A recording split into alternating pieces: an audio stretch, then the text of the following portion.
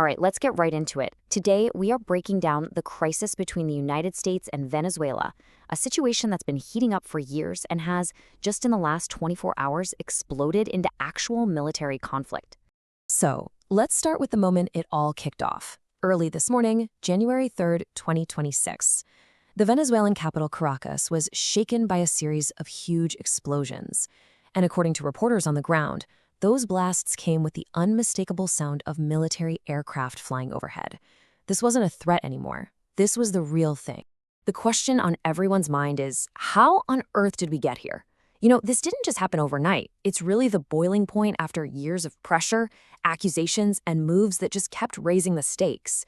To really understand it, you have to look at the two completely different stories being told, one coming out of Washington and the other from Caracas. Okay, first, let's dive into the official reasoning from the Trump administration. From Washington's point of view, this isn't about politics. They're framing the Venezuelan president, Nicolas Maduro, not as a rival leader, but as the head of a massive criminal organization. At the heart of it all is this accusation that President Maduro is the kingpin of a powerful drug syndicate they call the Cartel of the Suns. The U.S. is basically saying this isn't a government at all, but a criminal enterprise that's just pretending to be one, an organization that's deeply involved in cocaine trafficking and using its state power to protect its illegal business.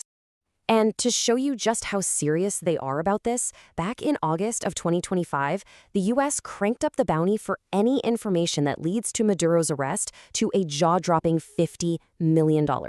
I mean, that's the kind of money you usually see reserved for the world's most wanted terrorists and cartel bosses.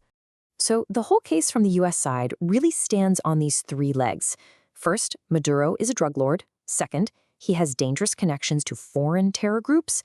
And third, and this is a big one, he's not even a legitimate leader, just a dictator who stole power through sham elections, which, in Washington's eyes, makes him completely invalid. Now, let's flip the coin and look at this from the perspective of Caracas. Because, as you can probably guess, President Maduro and his government are telling a very, very different story. And right here, this is the crucial part. It's a complete clash of narratives. Where Washington sees a narco-terrorist threatening American security, Caracas sees a sovereign country defending itself from U.S. imperialism. For Maduro, he's not a criminal. He's the defender of his nation against a foreign superpower. And you can hear it straight from Maduro himself. He argues that this fight has nothing to do with drugs. He says it's a classic neo-colonial move by the U.S. to kick him out, put a puppet in his place, and grab all of Venezuela's rich natural resources. His government is flat out calling this whole thing political propaganda.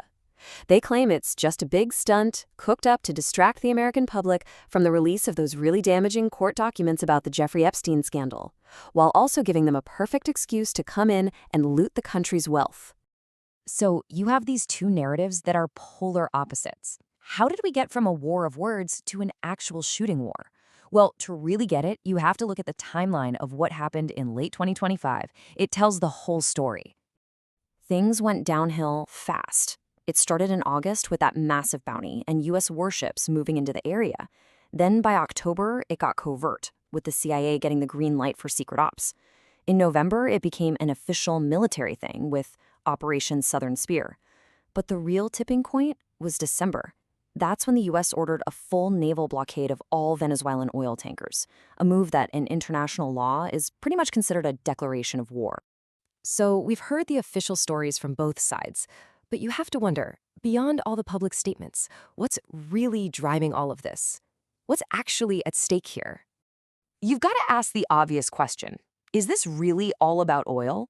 I mean, Venezuela has the largest proven oil reserves on the entire planet. And the Trump administration has been very vocal, claiming American industry was stolen when Venezuela nationalized its oil fields years ago. Now, this is where it gets really interesting, because you have this clash between the political talk and the economic reality. On one hand, you've got the administration's rhetoric and the fact that U.S. oil companies are huge political donors. But on the other hand, the economics are tricky. A lot of Venezuelan oil is low quality and super expensive to refine. And with U.S. companies making great money off domestic shale oil, the actual financial reason to rush into a chaotic Venezuela is, frankly, pretty weak.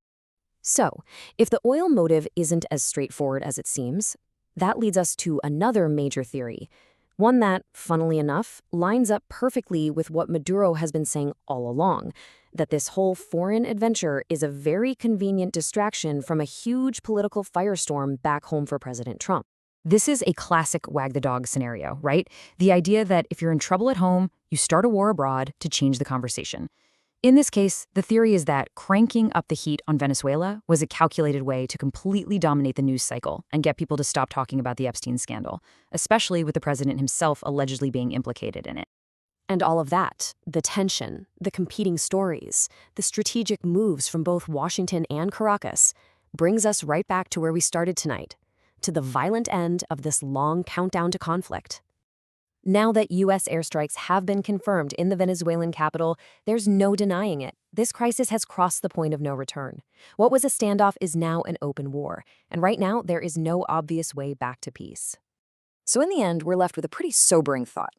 Whether you believe Maduro is a narco-terrorist who had it coming, or the victim of American imperialism defending his country, the fact is, when diplomacy breaks down and the war drums start beating, the ultimate price is always paid by the ordinary people who are caught in the middle of it all.